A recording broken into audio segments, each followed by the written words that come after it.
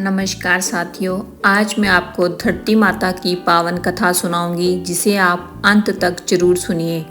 आप सभी को मेरा सादर नमस्कार।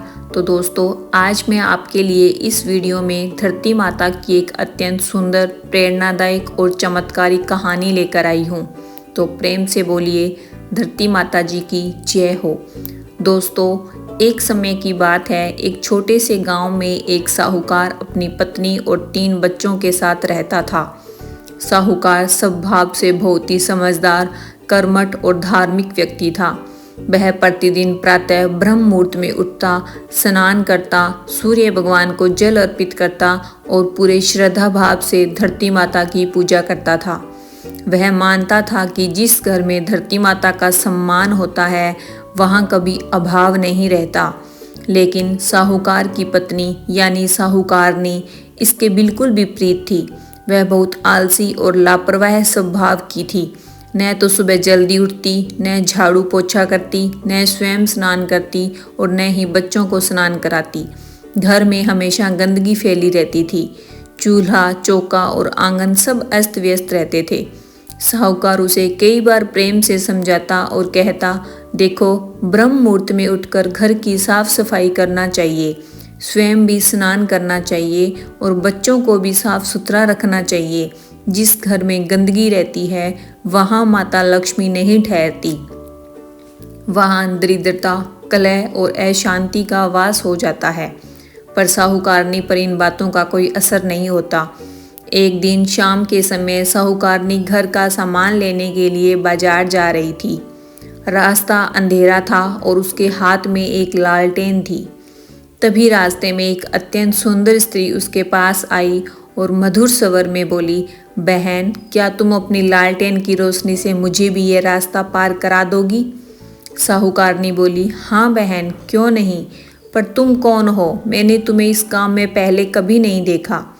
तब उस स्त्री ने कहा, मैं शहर से अपनी बहन के घर आई हूँ। बातें करते करते दोनों रास्ता पार कर गई। जाते जाते साहूकारनी ने कहा, बहन, कल सुबह मेरे घर अवश्य आना, हम खूब बातें करेंगे। अगले दिन वह सुंदर स्त्री साहूकारनी के घर पहुंची। घर की दशा देखकर वह बोली, बहन, तुम घर की साफ सफाई नहीं करती हो क्या? घर कितना गंदा है, चूल्हा चौका भी गंदा पड़ा है और बच्चों के कपड़े भी मैले हैं। साहूकारनी बोली, बहन, मुझे साफ सफाई करना बिल्कुल अच्छा नहीं लगता। तब वह स्त्री मुस्कुराकर बोली, एक बार मेरे कहने से घर को साफ करके तो देखो, तुम्हें सब कुछ अच्छा लगने लगेगा। उसके कहने पर साहूकारनी ने झाड़ू पोछा किया, चूल्हा लीपा, बच्चों को नहलाया, उन्हें साफ वस्त्र पहनाए और स्वयं भी स्नान करके स्वच्छ वस्त्र धारण किए। घर एकदम बदल गया। इसके बाद वह स्त्री रोज आने लगी। साहूकारनी से घर की सफाई करवाती, धरती माता की पूजा कराती और कथा कहानी सुनवाती। धीरे धीरे साहूकारनी का मन भी बदलने लगा। अब उसे साफ सफाई और पूजा पाठ अच्छा लगने लगा। कुछ ही दिनों में साहूकार ने देखा कि घर में शांति रहने लगी है, अन्न धन की वृद्धि होने लगी, व्यापार में लाभ होने लगा और घर में खुशहाली आ गई। यह सब देखकर पड़ोस की साहूकारनी को जलन होने लगी।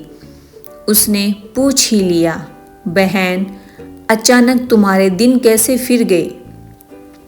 साहूकारनी बोली, मेरी एक सहेली है, नाम है धरा।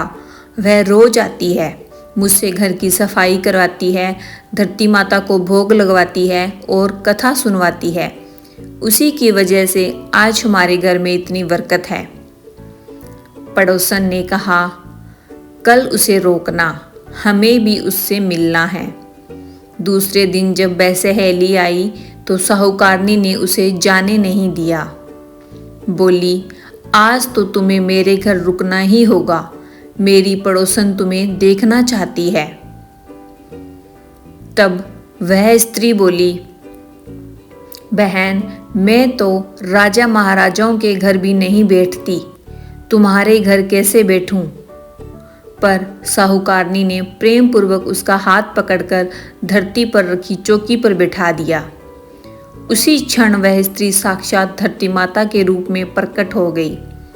तेज प्रकाश फैल गया। साहूकारनी यह देखकर स्तब्ध रह गई और धरती माता के चरणों में गिरकर रोने लगी। धरती माता ने उसे आशीर्वाद दिया। तब से साहूकार और साहूकारनी के घर अन्न धन के भंडार भर गए, सुख समृद्धि और शांति का वास हो गया। हे धरती माता, जैसी कृपा आपने उस साहूकार और साहूकारनी पर की, वैसी ही कृपा आपकी यह कथा सुनने वाले, पढ़ने वाले और पुकार करने वाले सभी भक्तों पर करना। सभी के घरों में अन्न धन के भंडार भर देना, सबकी अधूरी मनोकामनाएं पूर्ण करना। तो प्रेम से बोलिए धरती माता जी की जय हो।